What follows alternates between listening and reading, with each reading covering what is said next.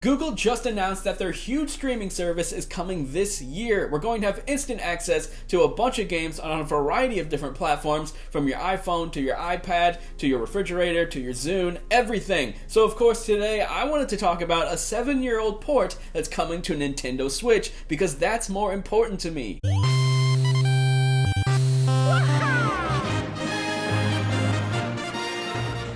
Recently, Ubisoft shared some details on what we can expect from the Switch version of Assassin's Creed 3. And some of these features are actually exclusive to the Switch platform, so let's jump in. First off, there's going to be HD Rumble, which of course, that's in most games, and it's said to provide an additional layer of feedback during gameplay. Now, I'll be honest guys, with HD Rumble, I don't really notice that much of a difference. I know a lot of you might think I'm crazy, but when I'm using the Switch Pro controller and it vibrates, I don't feel that much of a difference than just a normal controller. I guess it feels a little different. I just don't really know. But anyway, another feature announced is the touchscreen interface. This apparently enhances accessibility for game menus. Now, this is a nice quality of life change, and hats off to Ubisoft for adding something like this when they didn't really need to. They actually went over and above, adding touch controls, which is not in any other version of the game. The Switch version will also have motion controls, and this ensures intuitive controlled feeling during distant weapon aiming. Yes, that's what it says.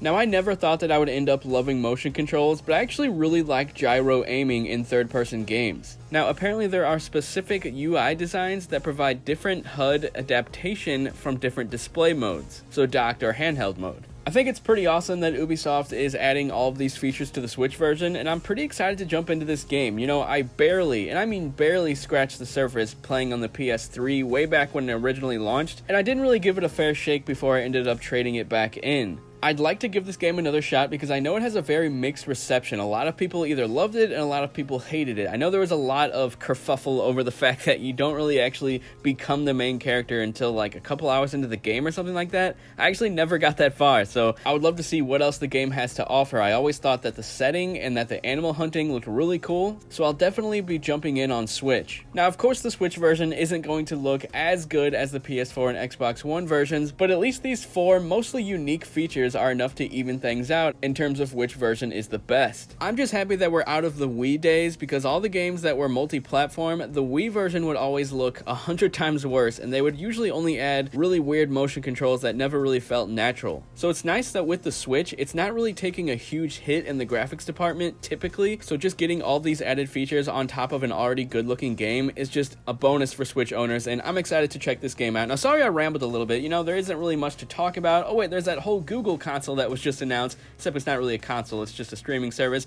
But I was going to do a video on that, but honestly, I didn't think it was that interesting. Like, I'm just not really a game streaming guy. I'm sure it's going to be a huge deal in the future, but as of right now, if I'm gaming on the go, I'm not going to be streaming to my phone. I'm going to be playing on my Switch. So let's talk about Assassin's Creed down in the comments. I'll talk to you guys later.